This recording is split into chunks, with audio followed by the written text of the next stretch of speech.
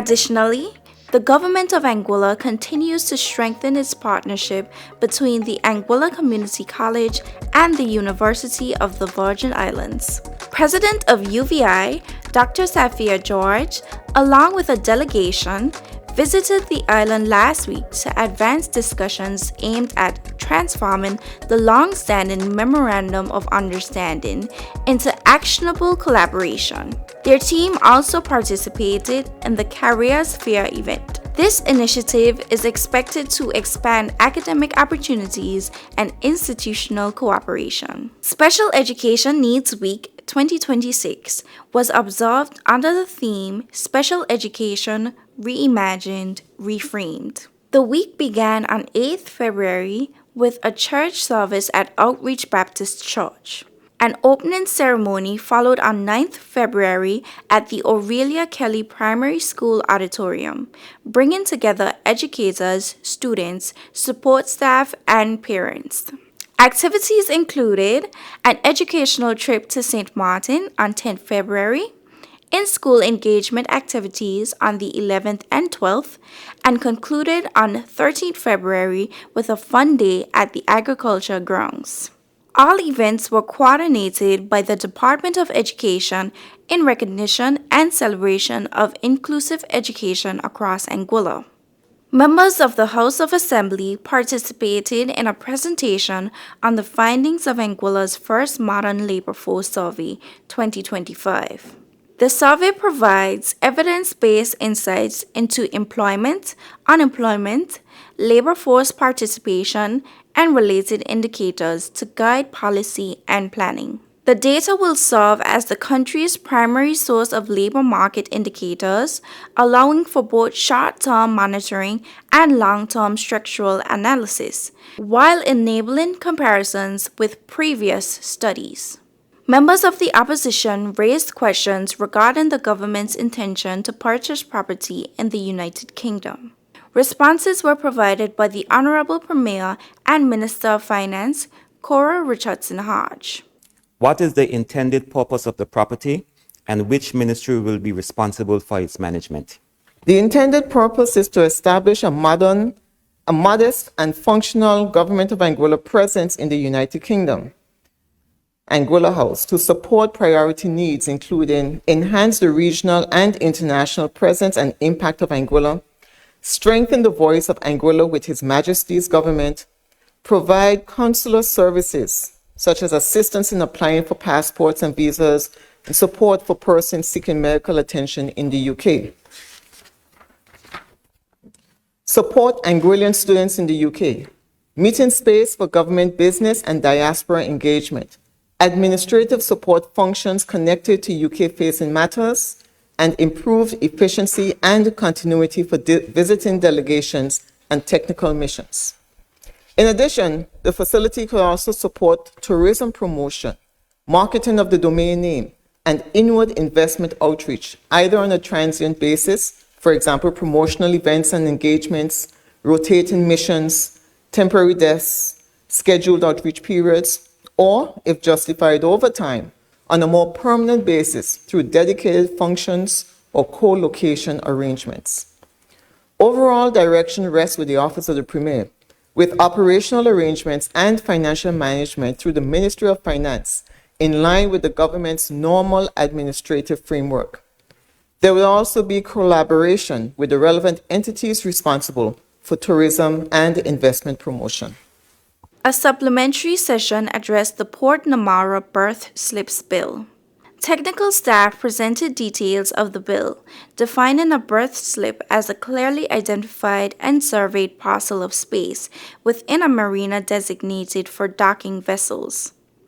Members were given the opportunity to ask questions to ensure transparency and public understanding relating to this project.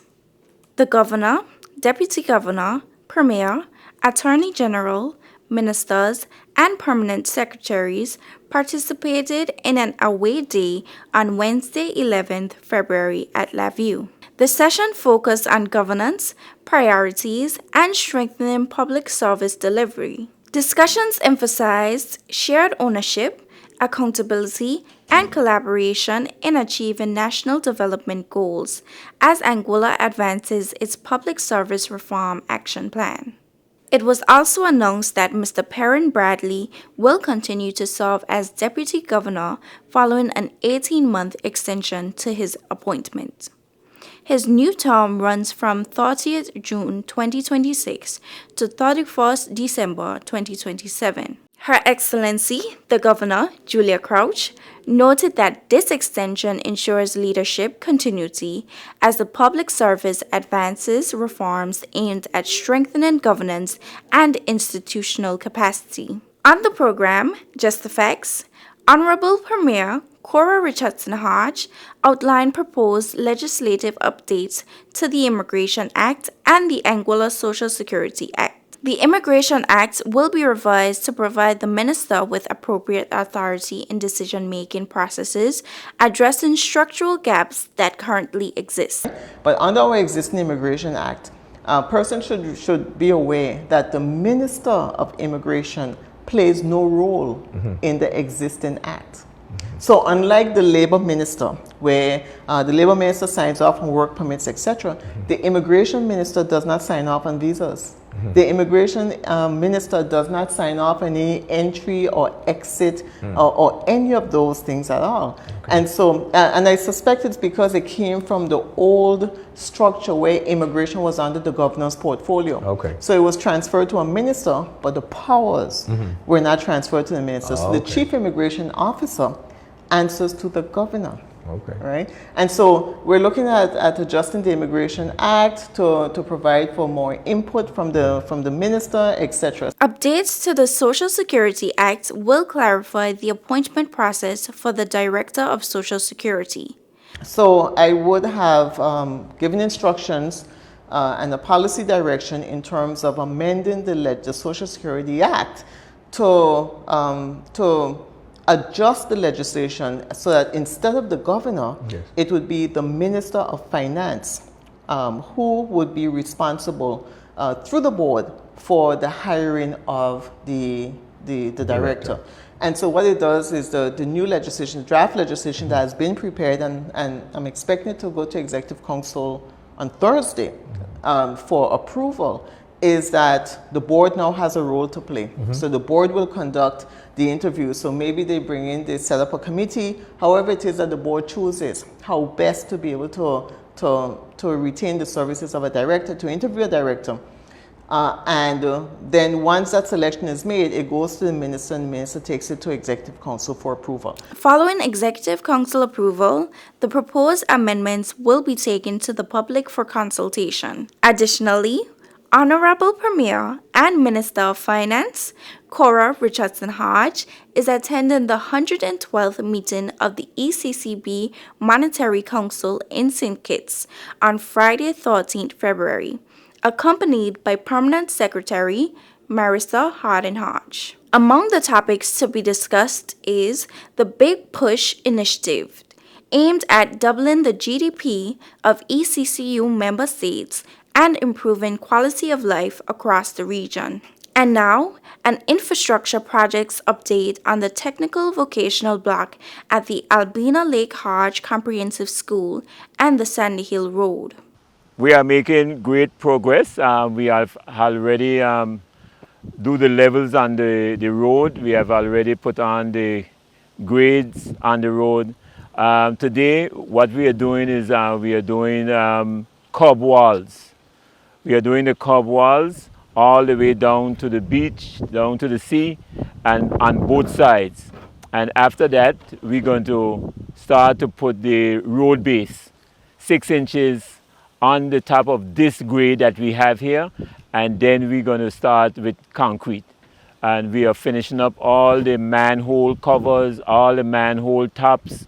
We are pouring all those today so that we can get everything finished grade and then compacted to move on to our next stage, which will be pouring the top of road. But before we pour top of road, we're going to do the sidewalk first. The sidewalk comes on this side, which is 5 feet, because if we don't do the sidewalk, we have to wait for 21 days before we can do the sidewalk. So right now we are on schedule. We should be finished before the time, but we just had some couple hiccups, and we ironed them out, and we on the way to finishing up. Good afternoon, everyone. I'm Mark Walsh, Jean-Baptiste from Synergy. I'm the director here at Synergy Consultancy, and we're here at the Albina Lake Hodge Comprehensive School TVET campus that we are currently constructing. Right now, as you can see from the back, the guys are putting the block work up. We are currently at half the height that we will be going through. Over here is the automotive, we call the technical block, which will house the automotive, the woodwork, welding facilities of the TVET center. Over here, we are constructing the agro block, which will be comprised of more or less classrooms and some labs for the agricultural block. Currently, this section is at the first floor level. We will be pouring that section soon, and then we'll be completing the rest of the agro block, and then we're going up to the second floor. This agro block building has 2 stories with a sloped roof to complement the exact same design that's already on campus. And this will be a flat roof section. There will be only a single story section, but it will be much higher because it has to accommodate the lifts for the automobiles, also the dust extraction for the woodwork lab, and all of these other labs that will be housed in this section. So we are progressing smoothly. The ETA on the job is January of 2027. That's because this is not only a building, it's a very highly specialized technical building. So we have to coordinate all the equipment that will be going into this building, like the lifts for the cars, the dust extraction system, the technical labs, and all the other labs. Also, on the outskirts of this building will be housed animal housing for those specialized areas in agriculture. And also a greenhouse has to be built here for the students to be able to grow and progress. So the technical vocational area is a very important area, and it's long overdue, and we are very happy that we are part of helping Anguilla build this very important infrastructure. The government of Anguilla recently participated in the signing of a memorandum of understanding with Cebu. I first want to say a special thank you to Ramnik and Roger. These are the investors, the owners of this property, and without them, we would not be there. And I just want to thank them for the opportunity to lead this place and the team. Having said that, thank you all for coming. I want to thank you for giving us the honor to become part of your family, to be part of Anguilla. This signing today to us is not just the document that we're signing. This is a mutual vision, mutual trust, and a commitment to building something really strong and something we all can be proud of. I want to thank all of you guys behind the screen, behind the scenes working and all that. I especially want to thank Larry Richard. I want to thank Kari. I want to thank Minister Hodge and all the other ministers. Right now, I want to thank our team.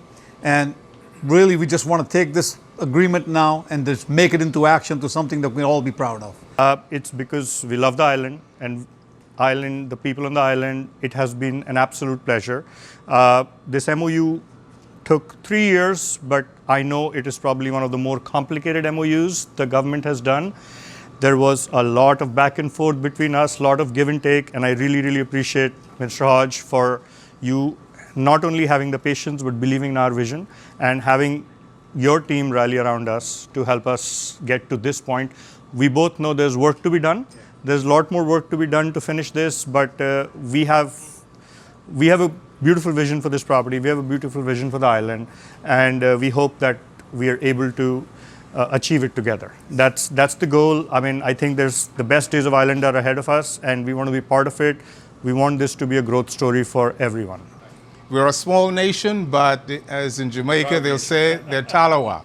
So again, thank you so much for adding to a product that we pride ourselves on, to you and your family and your partners. I know your team. They are very special. They are, so, for us, they are. so thank you so much for being part of that Anguillan team. Thank you. We are excited at this point in time to be here to sign this MOU today.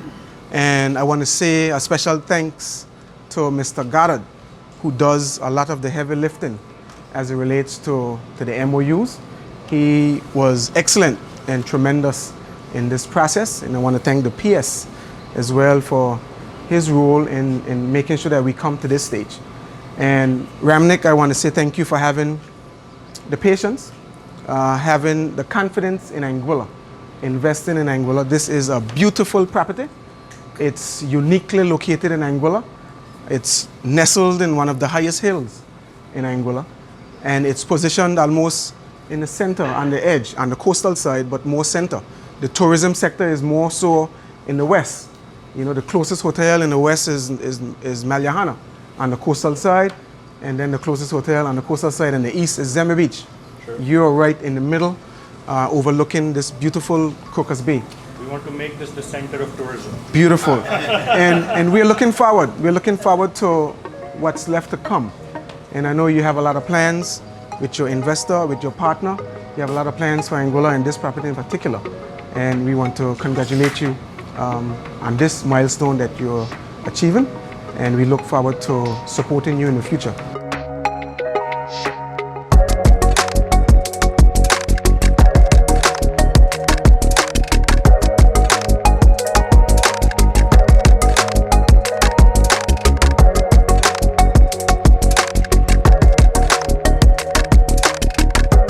The multi-phase development project, valued between 10 to 15 million US dollars, will include luxury residential units, guest amenities, and supporting marine facilities. The investment represents a long-term commitment to Anguilla's tourism and economic growth. This February marks 1 year since the Anguilla United Front administration took office. When we took office in February of 2025, we came in on the mandate of putting people first. And that has been at the forefront of everything that we have been doing and all the decisions that we have made over the past year. We came in and we met various challenges. We met a high cost of living, we met the burdensome GST, we met any number of factors that were impacting our people of Anguilla. And we had to take the reins and we had to move forward from there. And so over the past year, we have worked hard. We've put our heads down and we have focused on the jobs that we have to do in our respective ministries. And I'm proud today to say that we are where we can see our way forward. The first year was about ensuring that we understood where we were, setting the foundations. And this year, 2026 and in the future, will be about moving forward aggressively to accomplish the needs that we have, to the needs for the people. And now for people behind the service. This segment shines a spotlight on the dedicated individuals who serve within the government of Anguilla, recognizing their commitment, professionalism, and the vital roles they play in delivering services to our communities every day. Through People Behind the Service, we highlight the faces, stories, and contributions of public officers who help keep government operations moving and support national development. We highlight Jamisa Grano-Gums, Consumer Affairs Inspector. Hello, my name is Jamisa Grano-Gums. I'm the Consumer Affairs Inspector within the Consumer Affairs Unit under the Ministry of Economic Development. I have been a civil servant for over 16 years, and I have served as a Consumer Affairs Inspector for the last 2 years. The unit was initiated in February 2024, and so we've been operating for 2 years. My key role is to empower consumers, engage businesses, and ensure balance within the marketplace. I work with my director, Mr. Giovanni Francisca, and we collaborate to ensure that our rules have a positive impact within the marketplace. We also provide guidance to the legislators so that they can make evidence-based decisions. The primary mandate of the Consumer Affairs Unit, or mission or vision, is to empower consumers through education, engage businesses through regulatory guidance, and to ensure a safe, transparent, and balanced marketplace through innovative solutions. We work to ensure that consumers are empowered and protected, and our merchants remain viable within our marketplace.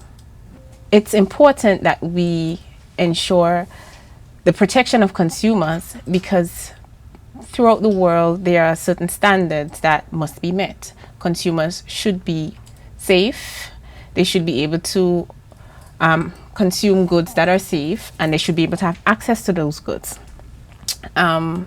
So we ensure that consumers have access to essential goods, and that those goods that are available in the stores, the pricing is transparent and consumers are being treated fairly. They're provided with goods that are safe.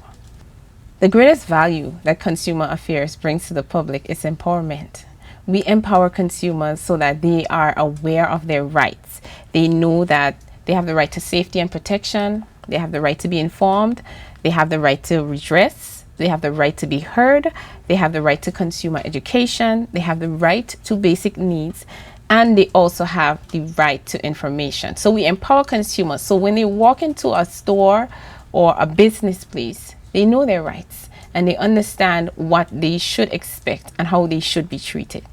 We also work to ensure that merchants understand their responsibilities, because merchants also have certain responsibilities towards consumers. Merchants are supposed to protect consumers. Merchants are supposed to ensure that they have honest advertising. They should ensure that there is fair pricing. They should ensure that the products that they provide to the public are safe and of good quality. When persons hear consumer protection or consumer affairs, they tend to think just price control. But consumer affairs has to do with a lot more than that. The main thing that we are to do is bring balance in the marketplace. If the scale tips to either side, then you have issues. You'll end up with issues in the marketplace.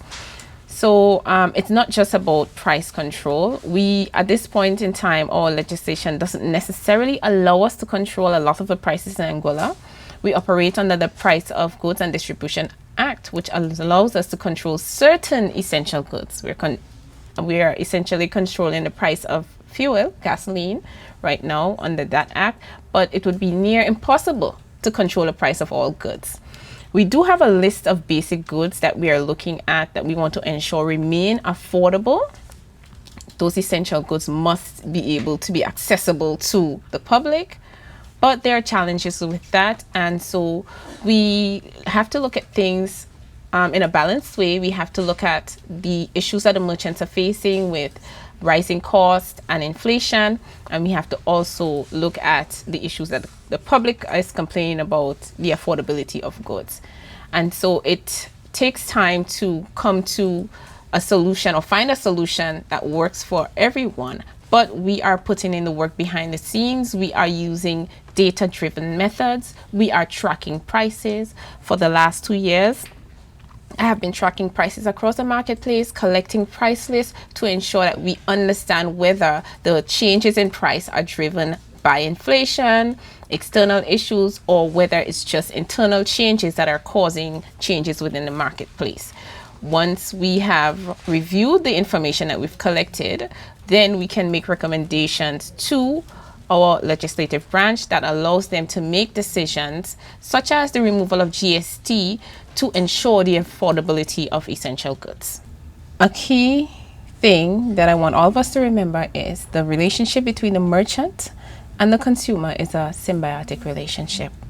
Without the merchants, consumers are unlikely to have access to essential goods. Without the consumers, the merchants have no business, no ability to be viable within the marketplace. And so we need each other.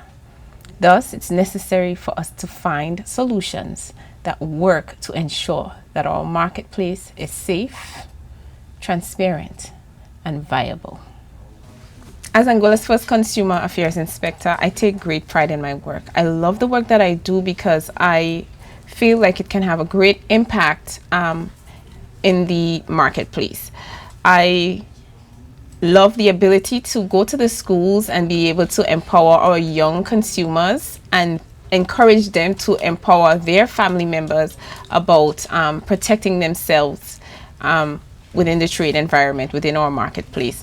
I feel like Anguilla is a unique space, and we are a strong people, and we're a great place to ensure that consumers are fully protected, and to ensure that our merchants, who are, many of them are very open-minded and open to, protecting the consumer, we can ensure that everybody works together and finds some sort of balance, some sort of solution that allows for all of us to benefit and for all of us to have a marketplace where people feel comfortable going to the stores and merchants feel like their businesses can remain profitable. This is AGIS, Anguilla Government Information Service, your trusted source for accurate government updates. Join us next time with more facts that inform, connect, and inspire.